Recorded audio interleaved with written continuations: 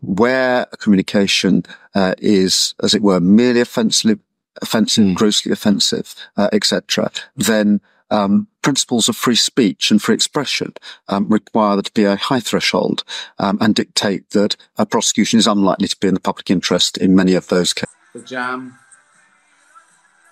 eating rifles, very apt at the moment in Britain. Let's not get political.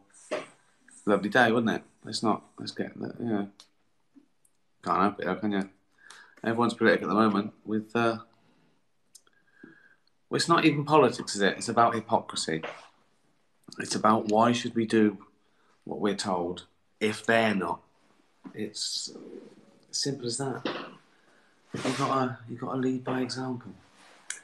Everyone agrees. Everyone agrees.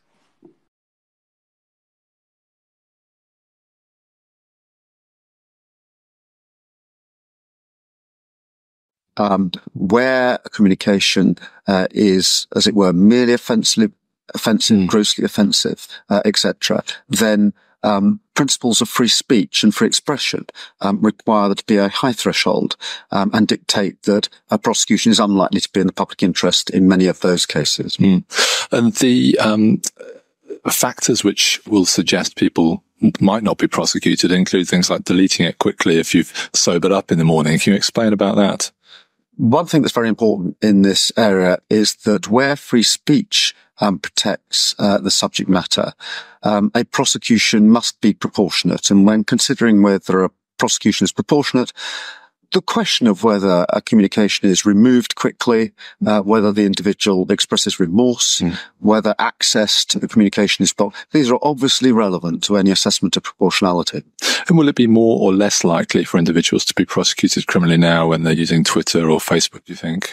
It's not possible to say whether it's more or less likely. There simply haven't been enough cases. But this is clearly signalling that in those cases that are protected by freedom of expression, then there's a double safeguard, a high threshold, and consideration of the public interest before a prosecution will be brought. This is my first reaction. I want to smash everything up in the house. I want to phone someone and say, whose fault is this? Right? You know when you get someone and it's like a content or something, and there's one peg missing, and you think, oh, okay, I want to find the person who was talking when they put that tent together, and then someone, yeah, that's fine, sent it out. Oh, when things don't work, I want to call it. I heard this thing once. I don't know if it's true. That years ago,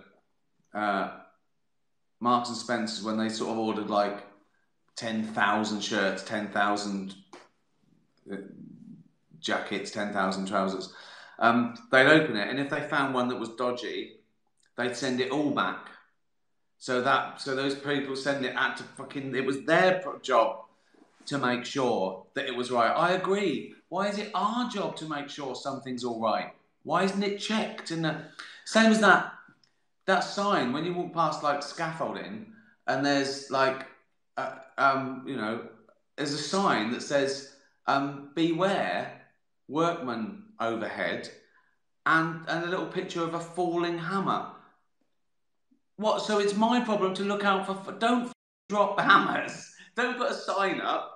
And who's up there juggling hammers anyway? Don't drop your hammer, and don't put it on me. If you might walk in there, don't drop a hammer, right? That's oh yeah, okay, there you go.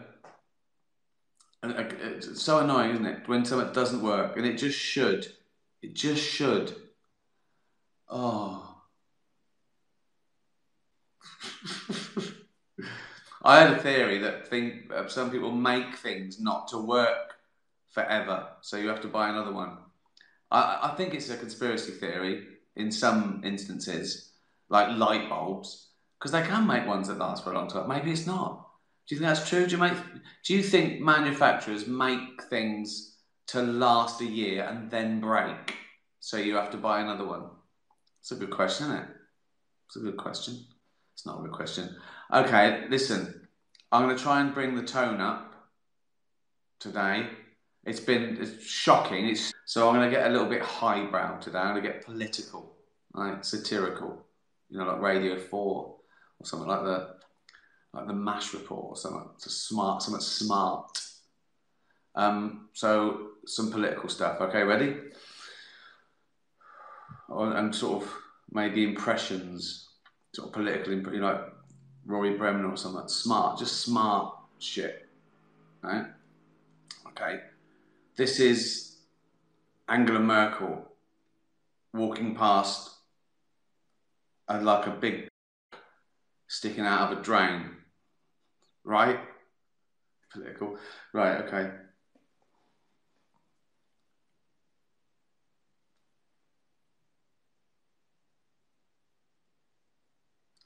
Angela Merkel, Jeremy Corbyn walking past they're all sort of meeting somewhere, and he walks past and he sees this same sticking out of a drain, right? And Jeremy Corbyn's like this.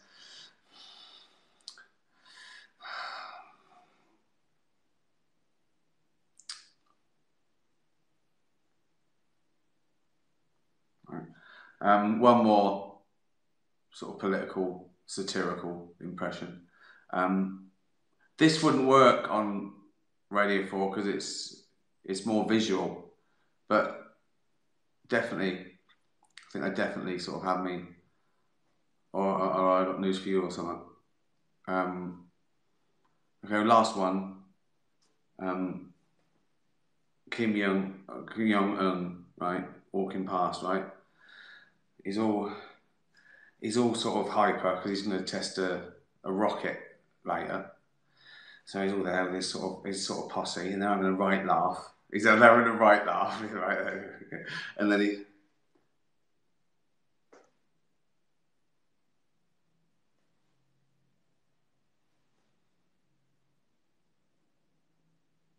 So that's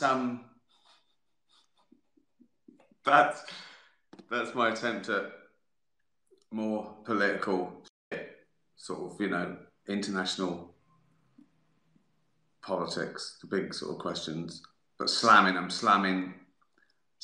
politicians. Any questions?